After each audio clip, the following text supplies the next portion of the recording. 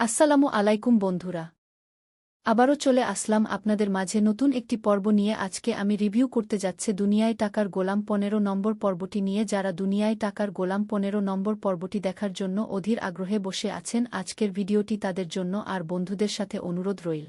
যারা দুনিয়ায় টাকার গোলাম ১৪ নম্বর পর্বটি এখনও দেখেননি, দাদার কাছে অনুরোধ রইল যে দুনিয়ায় টাকার গোলাম ১৪ নম্বর পর্বটি দেখে নেবেন, কারণ দুনিয়ায় টাকার গোলাম ১৪ নম্বর পর্ব অতি ধামাকার একটা পর্ব ছিল। যারা এখনও দেখেন নাই, সত্যি সত্যি মিস করলেন, তাই সবার কাছে অনুরোধ রইল আগে ১৫ নম্বর পর্বটি দেখে নিন। আর যারা দেখেছেন তাদেরকে অসংখ্য ধন্যবাদ। নিশ্চয়ই যারা দেখেছেন তারা ১৫ নম্বর পর্বের জন্য অপেক্ষা করছেন, তাই আজকের ভিডিওটি তাদের জন্য। দুনিয়ায় টাকার গোলাম ১৫ নম্বর পারবে এরশাদ কি সফল হবে ফাতেমাকে বিষ খাওয়াতে, আর শাহাদাতকে মেরে এসে কি আন্ডারওয়ার্ল্ডের ডন হতে পারবে?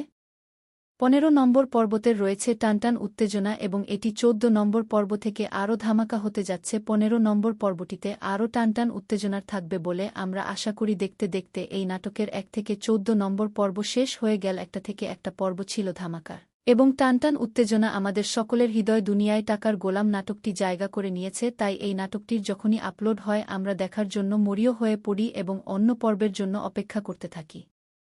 চলুন দুনিয়া টাকার গোলাম ১৪ নম্বর পর্বতে একটু রিভিউ করি। চলুন শুরু থেকে শেষ পর্যন্ত সহজ ভাষায় পুরো পর্বটি রিভিউ করি। পর্বের শুরুতেই দেখা যায় আগের ঘটনার প্রভাব এখনও সবাইকে তাড়া করে বেড়াচ্ছে। পরিবারের সদস্যদের মধ্যে অবিশ্বাস বাড়তে থাকে। গোলাম পরিস্থিতি সামাল দেওয়ার চেষ্টা করলেও বারবার নতুন সমস্যার মুখোমুখি হয়। একদিকে পরিবারের চাপ, অন্যদিকে বাইরের মানুষের কথা, সব মিলিয়ে গোলাম মানসিকভাবে ভেঙে পড়তে শুরু করে। তবুও সে হাল ছাড়ে না। তার একটাই লক্ষ্য, যেকোনোভাবে পরিবারকে রক্ষা করা। এদিকে কয়েকজন চরিত্র নিজেদের স্বার্থে নতুন পরিকল্পনা করতে শুরু করে। তারা চায় গোলামকে আরও বিপদে ফেলতে।